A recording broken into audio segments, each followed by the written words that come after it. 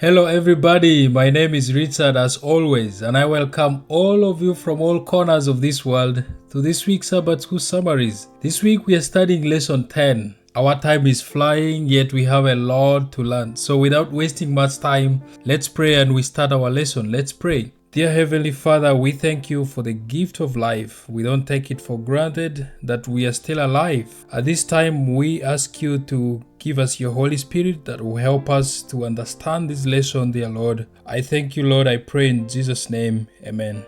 This week on the Sabbath afternoon, the title of our lesson is The True Joshua. Now, I have to warn you ahead of time, this is the type of lesson where when I speak once, you have to listen to me twice because we have so much new things to learn. We have some big terms that we are going to be learning in this video. Now, on the Sabbath afternoon, we are given 1 Corinthians chapter 10 verse 11 as our memory text, and the Bible says, "Now these things happened for them as an example, but were written down for our instructions, on whom the end of age has come." In other words, the story of the children of Israel were recorded for our admonition, us upon whom the end of age has already arrived. This week we are going to look at a very critical and very important principle of biblical interpretation called typology. Typology, in a layman's term, is coming from the word type. We can define it as a study and interpretation of types and symbols. That is what typology is. But then in the context of this lesson, we are saying while we are studying the book of Joshua, there is a sense in which the life of Joshua and the things and the events that were recorded in the book of Joshua points to somebody greater than Joshua himself, and that person is Jesus Christ. So now this week we are looking at how the life of Joshua foreshadows the ministry of Messiah himself, Jesus Christ. So this week, that's basically what we're going to look at, typology. Very critical lesson we can pick from Sabbath afternoon here is that scriptures must be interpreted very carefully. We have to study scriptures with a very great sense of discernment. We don't just interpret Bibles based on speculations. We don't wake up one day to say this passage is a typological passage. No, we use scriptures to interpret scriptures. Now, part Sunday talks about biblical typology. This part goes into the depths of what typology is. Now, on this part, we are looking at interpretation of certain events and persons or institutions and trying to see if these persons, institutions, or events that are recorded in the Bible prefigure or points to Jesus Christ in any way. Now, in biblical typology, there are two terms that we have to be very conversant with. Number one term is type.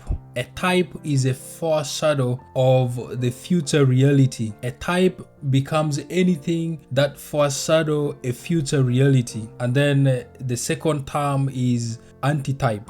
Now, antitype becomes the fulfillment or the reality itself. For example, in the book of Romans chapter 5 verse 14, the Bible talks of Adam as being a type of Christ. So in this case, Adam would be the type and then Christ would be the antitype. Very critical for us to mark. The writer of this lesson says that the writers of the New Testament did not just come randomly to attribute a typological meaning to certain Old Testament passages. An Old Testament passage always has to be validated by some prophetic writings for them to be able to assign it a typological meaning. Now, the lessons we can learn from this part is lesson number one: the scripture is one unified story. The message of the Bible is interconnected. Both the Old and the New Testament are connected to each other. We cannot read each of them in isolation. I've heard people saying we no longer need the Old Testament, we just have to read the New Testament. How can we be able to understand some of the messages of the New Testament if we throw away the Old Testament? We have to read both of them in order for us to understand the plan of God's salvation even much better. Then the lesson number two is that Christ or Yeshua is at the center of every scriptures. The central theme of scriptures is Jesus Christ. Although we live in a world where people read scriptures, and when you hear their interpretations, you will never hear anything Jesus or anything related to Christ So all biblical or all scriptural interpretation has to rotate about Jesus Christ and his saving work for humanity. Now, Part Monday talks about type and antitype. Now, before we come to what this part is talking about, when it comes to biblical interpretation, for example, if you're given a passage, for you to be able to interpret that passage, you need to be able to ask 5 fundamental questions.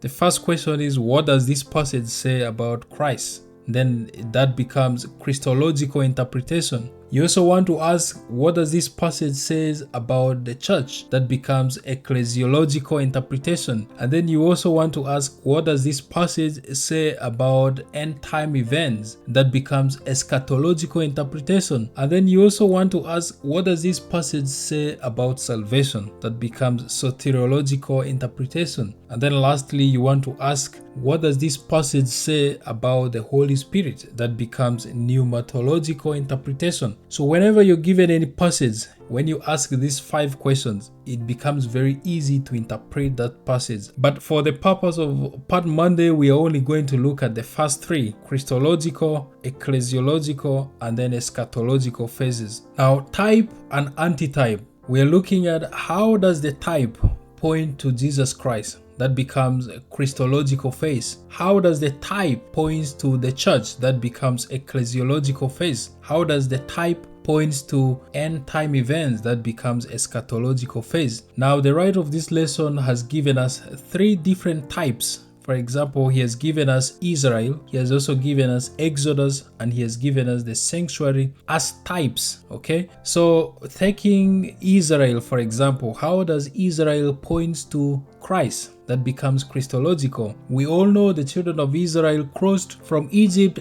to the promised land, and we also know that when Jesus Christ was born from Nazareth, King Herod wanted to kill him and he was taken to Egypt. But then later, when King Herod died, he moved from Egypt to Nazareth. So in both scenarios, the children of Israel and Jesus Christ, they left Egypt to cross to go to somewhere else. So Jesus Christ is, in a sense, true Israel. He is an antitype to Israel, we could say. And then how does Israel point to the church or the ecclesiological phase, for example? Then we see the church becoming the spiritual Israel. And then how does Israel point to end time events, for example, eschatological phase? That's where we find now the end time Israel. So that's basically how you look at it. You look at a type and then you want to compare how does it point or how does it fulfill Christ, how does it fulfill itself in the church, how does it fulfill itself at the end of time. So that's basically what we can learn from Part Monday. I hope you've learned something from this part.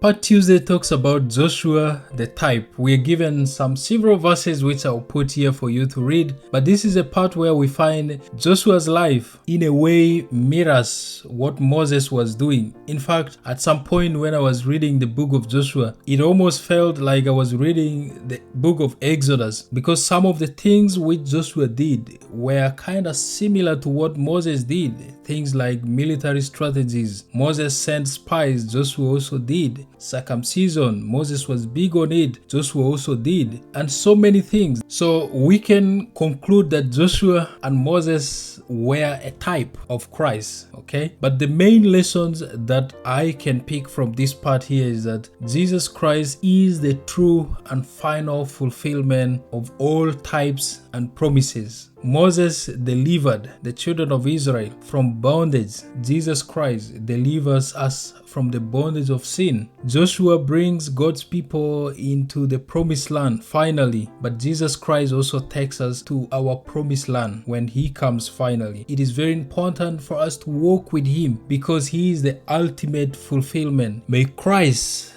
be the foundation of your life. May he be the foundation of our life. That's the lessons we can learn from here. Now, Part Wednesday talks about the true Joshua, the antitype. We are given Hebrews chapter 3 verse 7 to Hebrews chapter 4 verse 11. Now we all know the true Joshua, the antitype, is Jesus Christ. Just like the way Joshua delivered the children of Israel to Canaan, he fought enemies and he was able to defeat enemies. Jesus Christ fought on our behalf. He defeated Satan and overcame sin. He secured our eternal inheritance. And through his work, Christ brings to us a spiritual rest that Joshua only foreshadowed. Now, the main lessons we can learn from this part is lesson number 1. Trust in the finished work of Jesus Christ. Christ has finished the work. We cannot earn our salvation. Christ has already done it. We just need to trust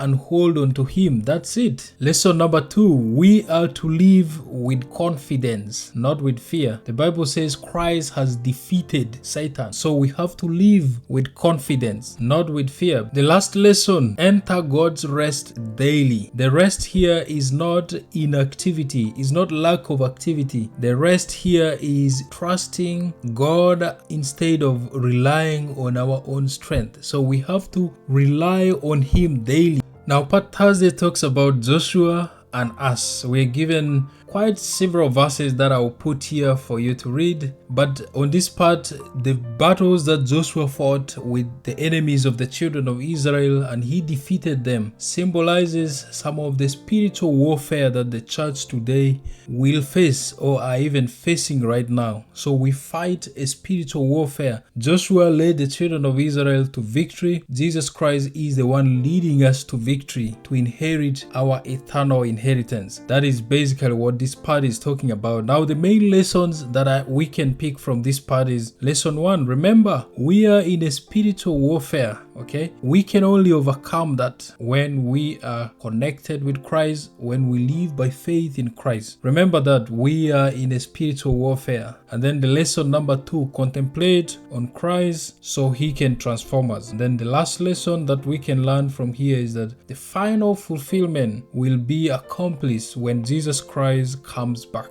My only prayer for you and me is that may God strengthen you and me, that we can be strong and be able to prepare ourselves to get ready for his soon return. May he bless you. May he remember you in his kingdom when the time comes.